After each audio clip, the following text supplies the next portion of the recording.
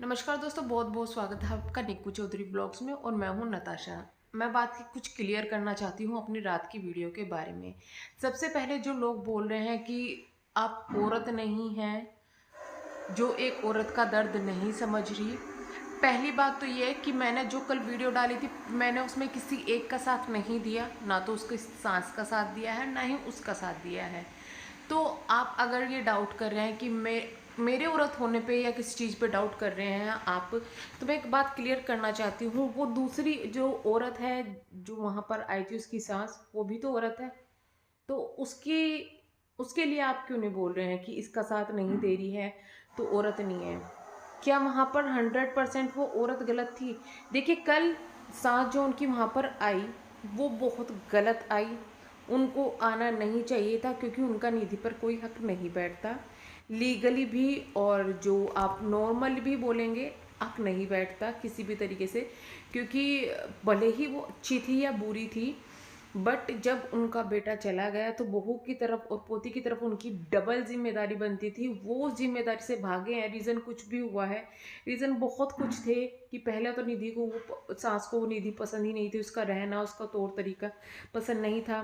दूसरा, दहेज का और पैसों की बात भी थी। तीसरी बात ये भी थी कि उनको ऐसा लगता था कि इसने मेरा बेटा मुझसे छीन लिया।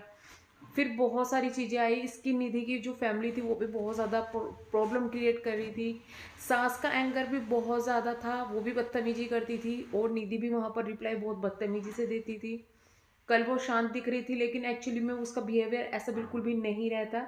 और ये चीज़ हम पहले भी देख चुके हैं कि जब वो गुस्सा होती है तो वो क्या क्या करती है, और उसने खुद भी वो प्रूफ दे रखा है। तो बहुत सारे रीजंस उसके पीछे थे। लेकिन जब वो उनके अपने बेटे को खो चुकी थी, तो उन्हें ज़्यादा रेस्पॉन्सिबिलिटी बनती थी। क्योंकि आप किसी की लड़की को शादी लेके करके आए हो तो आपकी उसकी तरफ जिम्मेदारी बनती है।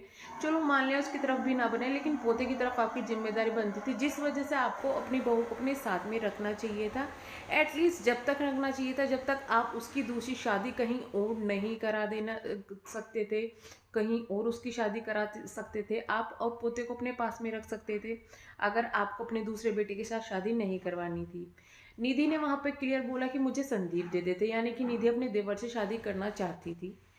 बट जब वो इतने ज़्यादा बुरे थे तो निधि वहां पर क्यों अपने देवर से शादी करना चाहती थी? पहला रीज़न ये हो सकता था कि वो अपने बच्चे से दूर नहीं होना चाहती थी, और वो कुछ कमाती नहीं थी, वो सोचती थी कि मेरी कोई जिम्मेदारी उठा ले, वो वहाँ से नहीं जाना चाहती थी। दूसरी चीज़ ये कुछ और भी हो सकती है, उस चीज़ पे हम नहीं जाएंगे।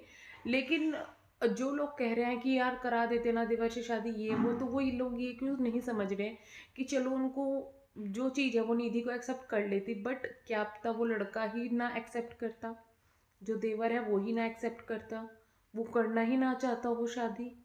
ये भी तो हो सकता है ना, क्या पता वो किसी और को पसंद करता हो। तो अगर वहाँ पर ज़बरदस्ती शादी करा दी जाए तो क्या वो खुश रहती?